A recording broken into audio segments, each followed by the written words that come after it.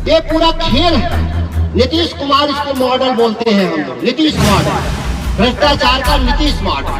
और इसमें आप कुछ भी नहीं बचा सकते। आप जांच करा लीजिए, आप पुलिस लगा के जांच करा लीजिए, सीबीआई लगा के जांच करा लीजिए, कुछ नहीं मिलेगा।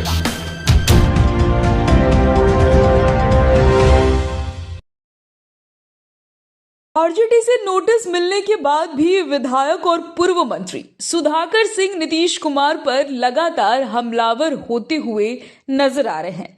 दरअसल सुधाकर सिंह मंडी कानून को लेकर के लगातार बिहार के विभिन्न जिलों की यात्रा पर हैं।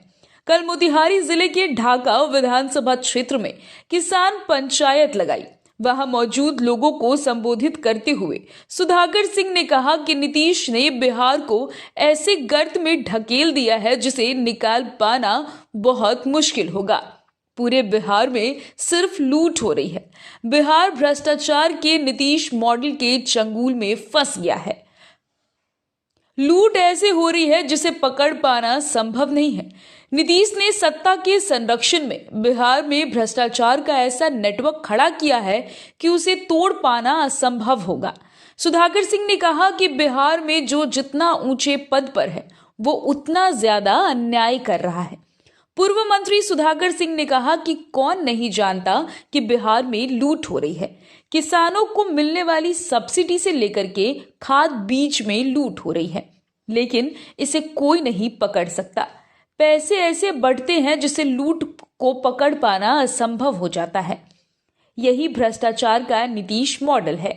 किसानों के लिए कृषि रोड मैप बना करके अरबों रुपए खर्च किए जा रहे हैं, लेकिन उसमें भी सिर्फ लूट हो रही है। नतीजा ये है कि किसानों की उपज बढ़ने के बजाय घट रही है। सुधाकर सिंह यही नहीं रुके। उन्होंने कहा कि बिहार में महागठबंधन की सरकार भले ही चल रही है, लेकिन मुख्यमंत्री नीतीश कुमार भारतीय जनता पार्टी के एजेंडों पर ही काम कर रहे हैं। सुधाकर सिंह ने कहा कि केंद्र में बैठी सरकार ने किसानों के खिलाफ कानून बनाया था।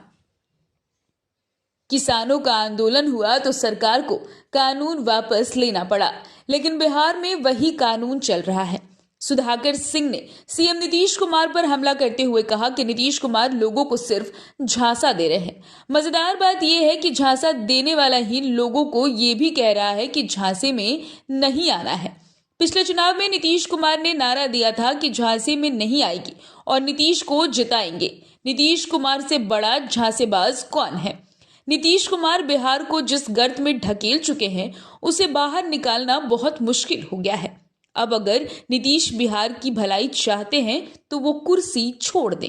विधानसभा में कितना दिन बोले, आप धरना पे कितना दिन बैठे, कलेक्ट्रेट में, ब्लॉक पे कितना दिन धरना दिए, कितना पत्र लिखे आप, कितना दिन आप बौद्धिक रूप से आप समाज को जागरूक करने का काम किया।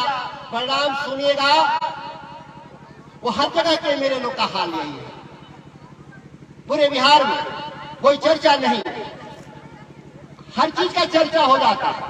आंगनबाड़ी वालों की भी चर्चा हो जाती है, वहां आशा कार्यकर्ताओं की भी चर्चा हो जाती है। उद्योग चलाने वाले के लिए तो देश में सब लोग अडानी अंबानी के दीवाने हैं। वो यहाँ वाले हो चाहे वहां वाले, फर्क नहीं है।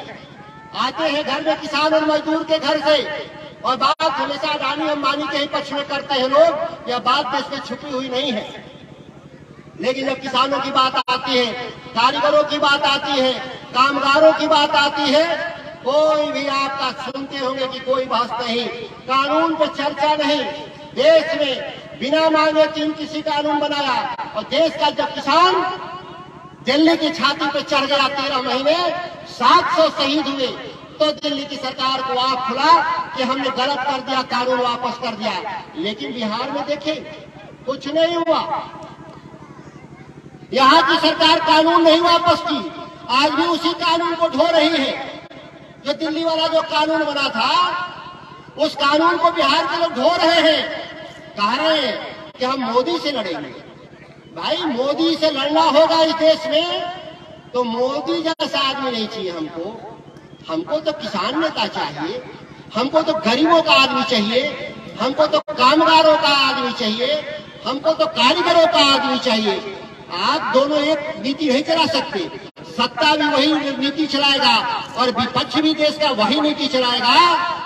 ऐसा पहली बार बिहार में आप देख रहे होंगे लोग।